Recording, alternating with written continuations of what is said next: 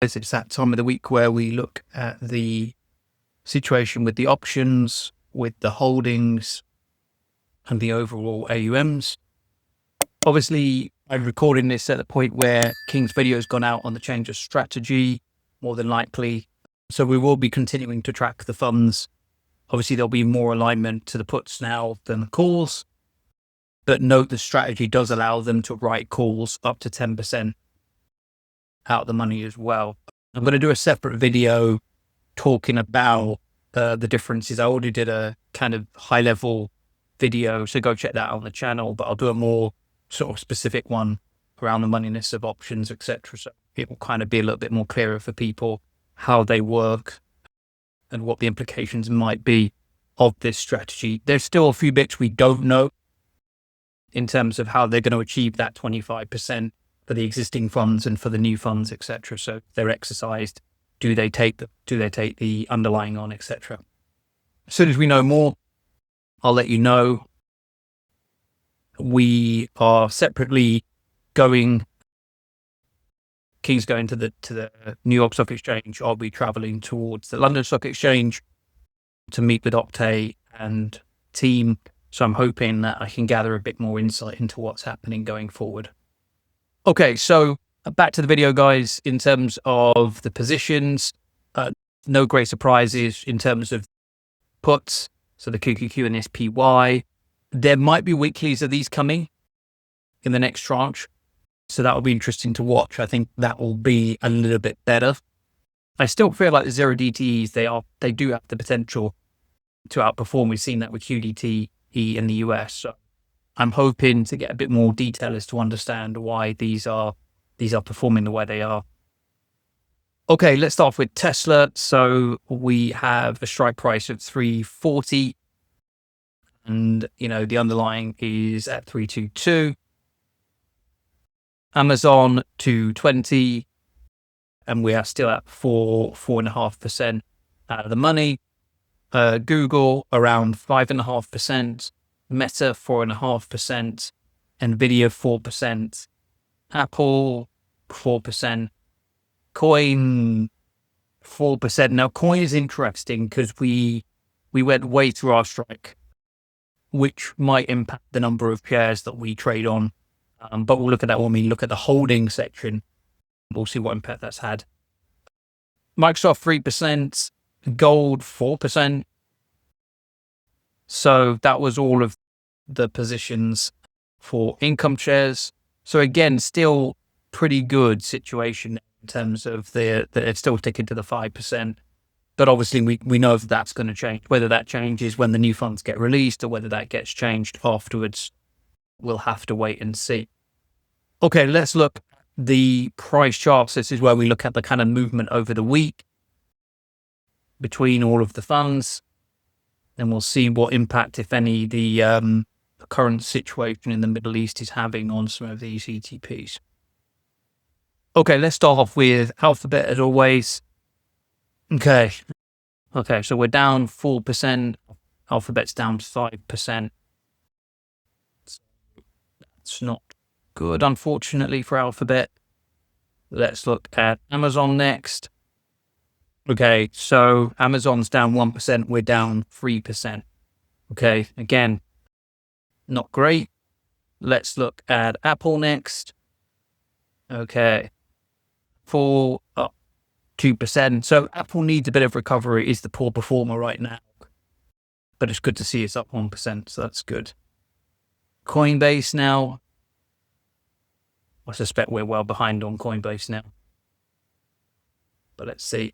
Yeah, I mean, there you go, 35.6. But here, look, you can see the strategy at work. We were capped at around 5%, and you can kind of see that representing here, that cappage across the week. So it's exactly our point around the fact that, we're going to get capped out here. And you're kind of seeing that where the underlying is really shot through, and we've been capped out. Okay, gold. And gold's had a bit of a dip today, on the ease of the tensioning in the Middle East. So it'll be interesting to see if it's down. Yeah, it is. Okay. 1.84, a drop of 2%, but I still feel like this is a really good fund to be in. And we're going to get the silver one fairly soon. So I've got a lot of hope that the silver one will be like the gold one, but just perform, probably get a bit more yield out of it, just because it's slightly more volatile than gold. Okay, let's look at Meta next. Okay, Meta is up 2%. It's a bit of a shame, right? 0.78. So not captured a lot of the upside there over the week. Microsoft. Okay, Microsoft underlying is up 2.5%, and we barely moved across the week. That's a bit of a shame. Okay, Nvidia, 2.6%, and we've gone up 1.5%. So that's good to see Nvidia recovering again slowly. And then finally, Tesla, income shares. Okay, Tesla up 7.7%. We've captured again 4%. That's good. So yeah, we can see there a bit of a mixed bag. A lot of them down, but some of them are recovering. Now, we'll be interested with the new strategy, how that's going to impact it. There will be an underlying, albeit a small percentage. The rest will be cash and puts. So we'll have to monitor how this will pan out. But we will continue to track this because there is an underlying there. So we will get some view of the performance.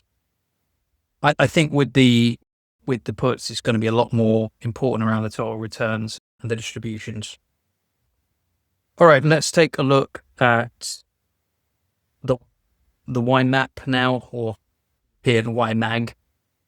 Okay, so it's marginally down, and it's interesting because I think XDiv has just gone. So yeah, it's good to see. I think this one is still performed quite well. I've been quite impressed with it so far. Just hope it continues that way. All right, let's move on. Let's start to look at the holdings analysis next. Okay, let's start off with Alphabet. Okay, so no new shares have been created over the period.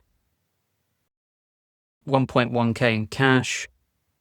And we've had a slight drop, but I think that's a share price drop that we saw from Alphabet. So continues to produce money and cash, which is good. Yeah, just what's obviously going to be interesting is when they change all of these allocations around for the new strategy. So we'll have to see how that pans out. Okay, Amazon. Okay, Amazon, again, stock allocation down. About 7k almost.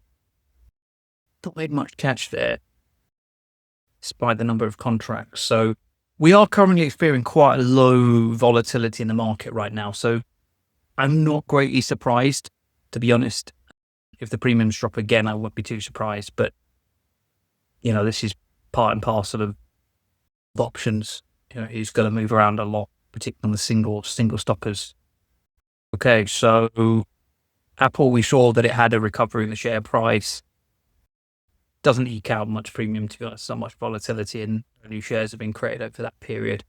I know a lot of people are probably sitting and waiting to see what happens with the new ETPs because they're due out on the 27th, so in a few days away, end of the week. So I'm not spending new money to go into a lot of these funds, to be fair.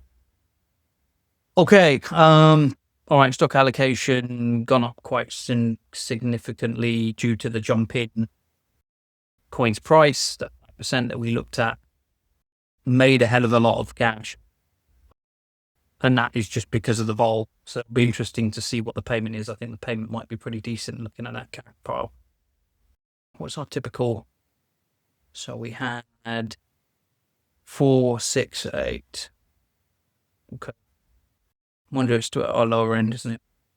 253. Yeah. Okay. All right. We'll see what the payment is. I thought it might be high. I thought it was higher than last time, but it's not. It's 468 last time. It is lower.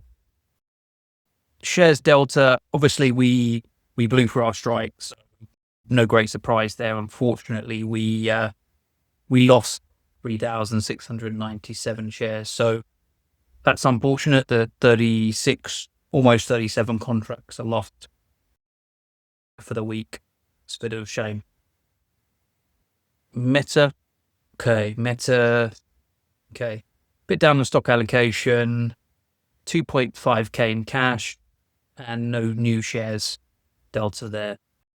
which is no great surprise. I'm not expecting any new shares to be created in any of these, to be honest. Microsoft next. Okay, small amount of increased share price, new shares delta. Yeah, small amount again. I'm always happy that they've created the Magnificent Seven, because I think a lot of people will probably buy into that just for the ease of it, I think, more than anything else. And then these funds will start to get a lot more money pumped into them. Okay, NVIDIA. Okay, we've seen the increase in the share price there. Decent amount of cash come in. That's interesting. So we've had some new shares come in for an NVIDIA one. Okay, I wasn't expecting that, to be fair. Didn't think anyone would want to buy until the new funds came out, but that's good to see. Tesla. Okay, Tesla again. Bit of a drop in stock allocation. Fair amount of cash being generated again, but no new shares. So again, we'll see how this all pans out, but cash is still being generated. As per usual, no new shares delta with the exception of the NVIDIA fund. Right, let's look at the overall situation now. Okay, so if we look at total return, so gold still leading the pack, 33%, almost 83.5%. Underlying is still 38%. So, we've captured a lot of that due to its slow nature of going up. I think we've gone through the strikes a couple of times, or we've been at the money a couple of times. Meta still continues to perform well, 20%. Amazon, 12.22%. NVIDIA, 7%. Tesla, 7%. MSY, 7%. What's interesting with NVIDIA and Tesla, by the way, they were coming up to a year almost in July.